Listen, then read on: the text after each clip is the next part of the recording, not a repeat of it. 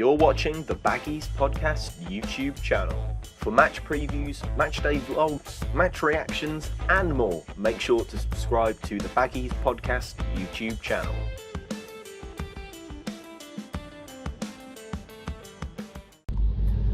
Hello and welcome back to the Baggies Podcast YouTube channel, where of course we're giving you all the latest news, views and opinions on all things Albion.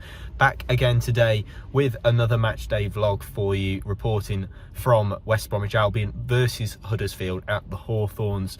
A big game for both sides really. Of course, Albion picking up a victory last time out on their travels against Hull City, but yeah, we haven't won at home in the last couple of games, so I'm hoping to see a more improved performance in terms of in front of our home fans. But Huddersfield, of course, beat us last time out away from home, so it's going to be a very tricky game, and they haven't lost so far this year. So yeah, another reason to sort of be a bit cautious about this particular game, and they're joint second in the table as well. So yeah, going into this one, things aren't looking good for Albion, but I suppose we can be optimistic with the result that we picked up last week and a much more improved performance. But yeah, be sure to subscribe to the Baggies Podcast YouTube channel for more videos like this. There's matchday vlogs, match previews, podcasts, and exclusive interviews as well, so make sure you subscribe for all of that. Comment your thoughts on the game down below, and let's head to the Hawthorns for West Bromwich Albion versus Huddersfield Town.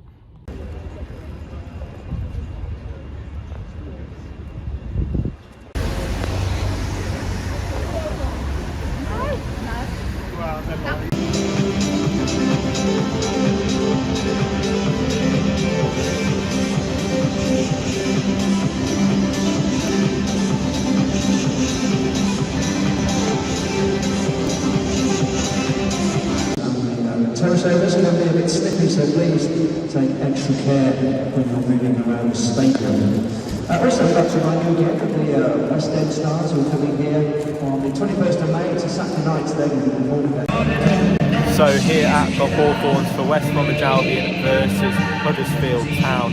What a huge game this is for Albion. I mean, you know, a win could spring you within 3 points of a playoff place, which suddenly doesn't look so bad for Albion and puts you straight back into the promotion mix. But for Huddersfield, a win puts you straight into the automatic promotion spot. So yeah, massive game for both sides. Albion picking up a win in their last game against against Hull City, and then Huddersfield being unbeaten so far this year. So yeah, it's going to be a difficult one for Albion if they are to get anything from the game, but they're unchanged. The lineup remains the same as the one that beat Hull City, so starting off with that 3-5-2 formation that I think a lot of us fans have recognised that, you know, potentially that is the way forward to keep setting up the side. So great to see Gardner Hickman staying in the side. I think, you know, obviously after his previous great performances earlier in the season, Ismail dropped him, so yeah, nice to see him keeping his place in the 11. But looking forward to this one. It's West Bromwich Albion versus Huddersfield Town. This evening. So a big Baggies welcome to them. They are Casey Harback, Christine Cunningham, Daniel Shepherd, James Price,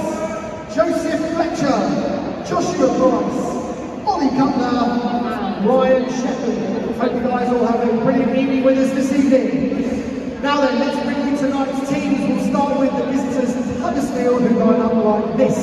In goal, it's number 21, Lee Nichols. Then number 3, Harry Toffolo. 4, Matty Pearson. 6, Captain Jonathan Hogg. 8, Lewis O'Brien. 16, Silver Thomas. 26, Levi Colwell. And 48, Harrell Lighting. Now then, let's get a look at that home team tonight. Yes, it's your Baggies, and this is how they line up. Starting with in goal, number 1, Sam Johnston. Then number 2, Darnell Furlong. Number 3, Connor Townsend.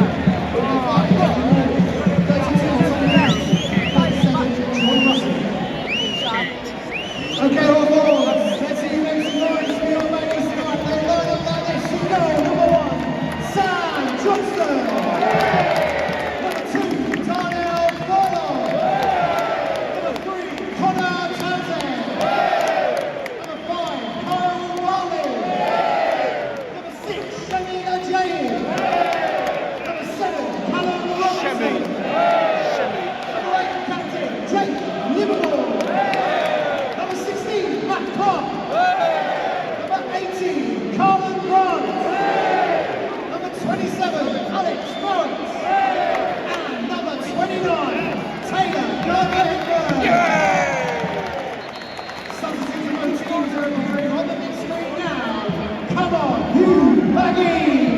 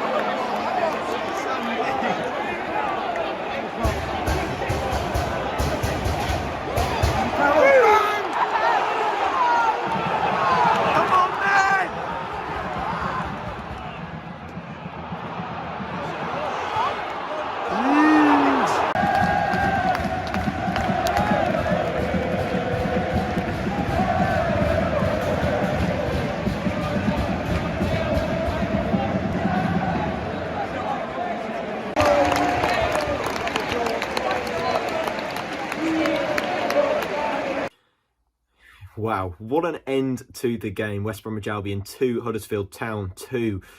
Yeah, I really wasn't expecting that sort of dramatic twist to the tale in those last 10 minutes or so.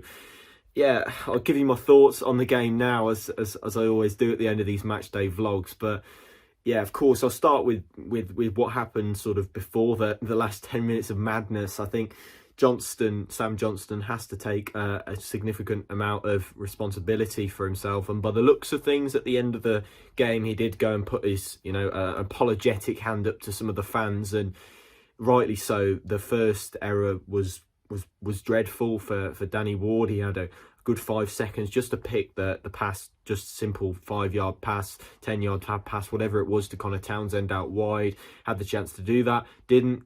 decided to boot it at Danny Ward, and yeah, obviously that was the first goal, and that was just a completely demoralising really start to the game, especially after the first, I'd say, 15 minutes where we were the better side, and the atmosphere was really good in the ground. I thought there was a bit of atmosphere tonight, and I was really pleased to see a lot of the fans getting behind the team. And yeah, at the end of the day, that's all we can do. But yeah, Johnston really let us down with that first mistake. It took a little bit of an air out of us and the wind out of our sails. So that was the most frustrating bit, that we'd almost self-destructed what was a good team performance up until that point. And then, of course, I think that the second goal, Sam Johnston could have also done a bit more for pushing it straight back into the danger area. I do have to ask who was marking Danny Ward, of course, because he was completely alone in the box. But yeah, I really don't want to dwell on that. I'd like something positive to talk about. And yeah, I do feel for the fans that left early, and I don't blame you for leaving early at all. I was this close to leaving the ground early, and I really do. Thank God I didn't. But you know, there's plenty of moments, you know, in that game where I just saw no ability to fight back. I saw no indication that anything like that was going to happen, and I suppose you have to put that largely down to a dubious penalty shout where Alex Mowat has gone tumbling just inside the area. I didn't think it was inside the area from where I sat. Turns out the incident was inside the area. However, the fact remains that it probably wasn't a foul, to be honest. Alex Mowat has made a big meal of that, and so I think it was Sorba Thomas, who, by the way, had a great game and played very well, flicked the ball at him, and he's kind of just tumbled over and tried to make a meal out of it. But yeah, I think we've been on the wrong end of some officiating this season, and you know, it's nice to see it come full circle and see some poor officiating going in our favour. But it could be argued there was a foul for Andy Carroll in the build-up to Huddersfield goal as well. But yeah, ultimately it's a poor decision and a poor game from the referee, to be honest. I thought there were several moments and key parts of the game where he got things wrong and just sort of allowed momentum to shift between both sides. And yeah, that final goal, Andy Carroll, he made the difference when he came on. He's a proper striker, and he gives a good outlet to play off. I think Robinson and Grant, the two out of the game a lot of the time. They don't spend enough time sort of having a presence. I could easily forget that either one of those is playing up front at times. Obviously, Grant got his goal today, and that was good to see him score against his former side. But Andy Carroll, I just think he has a different dynamic, and I'm so glad to see him get a goal for his efforts, because boy, he doesn't half work hard, and I'm so glad that he got a goal. He was actually heading it.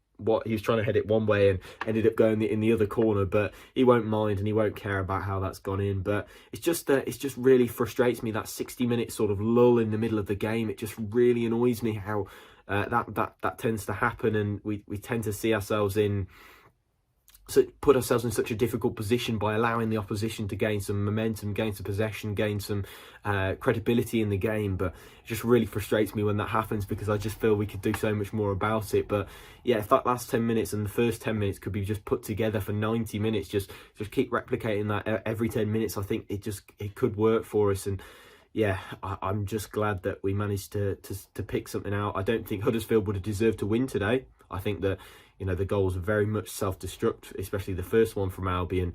But certainly there can be no complaints about the draw. I think the draw was very much a fair result. But I think Albion, in the way that they got that, in some ways, I think Huddersfield were lucky to get their goals, but in the same way, I think Albion were lucky to get especially their penalty. But glad to see Andy Carroll on the score sheet. Can't express how excited I am about that. And yeah, it's nice to see a fantastic victory, a fantastic draw, I'll say, for Albion. As I said, it does feel like a win, but it certainly isn't. But yeah, it's a good draw and a good point against the side that are going in for promotion. And yeah, Fulham up next on Tuesday, so that'll be interesting. But that does bring me to the end of this Baggies Podcast Matchday vlog. Make sure to subscribe, comment your thoughts on the game below, and I'll see you in the next one. Goodbye.